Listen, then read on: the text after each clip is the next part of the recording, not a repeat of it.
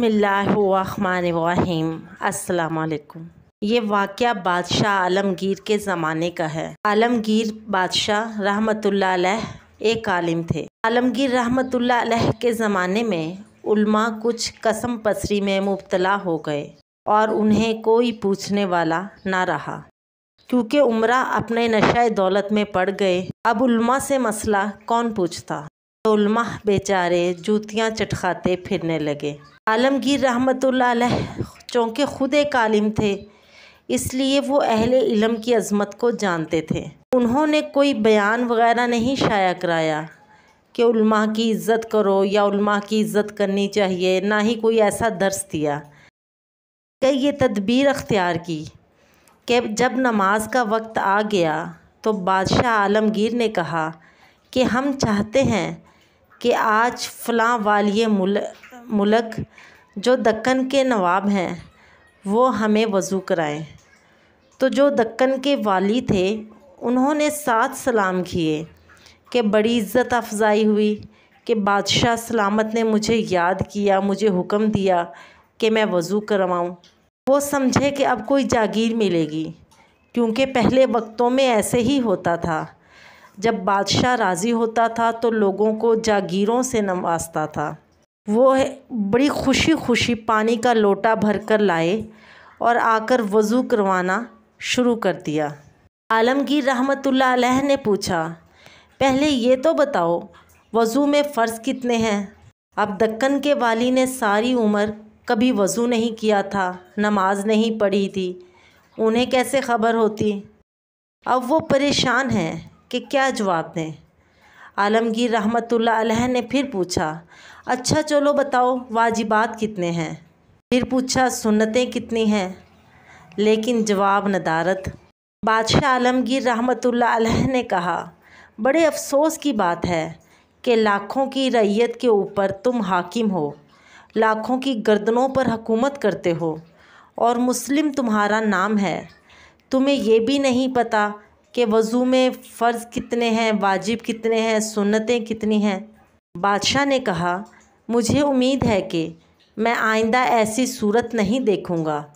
एक के साथ ये बर्ताव किया कि रमज़ानुल मुबारक का महीना था। एक दूसरे अमीर से कहा, आप आज हमारे साथ इफ़्तार करें।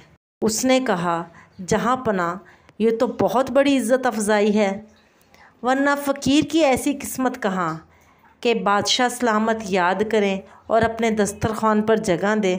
बस जब इफ्तार हुआ तो आलमगीर रहमतुल्लाह अलैह ने उनसे पूछा कि बताओ तो सही मुफ़सिदाते सौम कितने हैं जिनसे रोज़ा फ़ासिद होता है। उन्होंने इत्तफ़ाक़ से रोज़ा ही नहीं रखा था, उन्हें पता ही नहीं था कि रोज़े की मुफ़सिदात क्या हैं। अब वो चुप हैं और परेशान हैं कि क्या जवाब दें। आलमगीर रहमतुल्लाह अलैह ने कहा, बड़ी बग़ैरती की बात है कि तुम मुसलमानों के अमीर, वालिए मुल्क और नवाब कहलाते हो। हज़ारों आदमी तुम्हारे हुक्म पर चलते हैं और तुम मुसलमान रियासत इस्लामी, तुम्हें ये भी नहीं पता कि रोज़ा फ़ासिद किन किन चीज़ों से होता है। इसी तरह कभी किसी से ज़कात का मसला पूछ लिया, कभी किसी से हज वग़ैरह का, गर्ज़ के सारे फ़ेल हो गए। तो बादशाह सलामत को ने बहुत नाराज़गी का इजहार किया और कहा कि आइंदा मैं ऐसा ना देखूं। बस जब यहाँ से उम्रा वापस हुए तो अब उन्हें मसाइल मालूम करने की ज़रूरत पड़ी, तो सब ने मौलवियों की तलाश शुरू की। अब उलमा इकराम ने भी नखरे शुरू कर दिए। किसी ने कहा, हम 500 रुपये तनख्वाह लेंगे।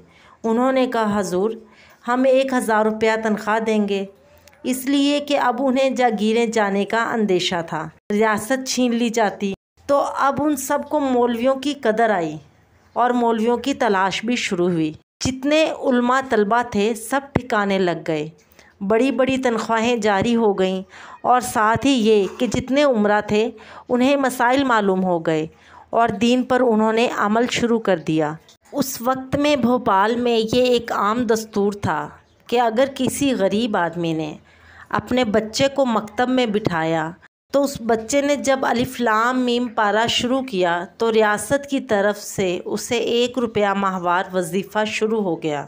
جب بچے کا دوسرا پارہ لگا تو 2 روپے ماہوار وظیفہ ہو گیا، تیسرا پارہ لگا تو 3 روپے ماہوار ہو گئے، یہاں تک کہ جب 30 پارے پورے ہوئے تو 30 روپے بچے کا ماہوار وظیفہ ہوتا تھا۔ اور اس زمانے میں 30 روپے ماہوار بہت معقول آمدنی تھی، سستا زمانہ تھا، چیزوں کی ارزانی تھی۔ اس کا نتیجہ یہ ہوا کہ جتنے غریب لوگ تھے جنہیں کھانے کو نہیں ملتا تھا، وہ بچوں کو مدرسہ میں داخل کرا دیتے تھے کہ قرآن کریم حفظ کرے گا، تو اسی دن سے وظیفہ جاری۔ ہزاروں ایسے گھرانے تھے اور ہزاروں ایسے حافظ پیدا ہو گئے اور ساری مسجدیں حافظوں سے آباد ہو گئیں۔ اس دور میں نہ تو NGOs بنتی تھیں، نہ ہی فلاحی ادارے بنتے تھے جو بچوں کی مزدوری کے خلاف کام کرتے تھے، بلکہ ایک انتہائی سادہ نظام کے تحت تمام چھوٹی عمر کے بچوں کو تعلیم حاصل کرنے کا موقع مل گیا۔ اللہ سے دعا ہے کہ اللہ ہمیں بھی ایسے حکمران نصیب فرمائے، ہمیں دین کی سمجھ عطا فرمائے اور ہمارا خاتمہ ایمان پر فرمائے۔ جزاک اللہ خیراً کثیرا۔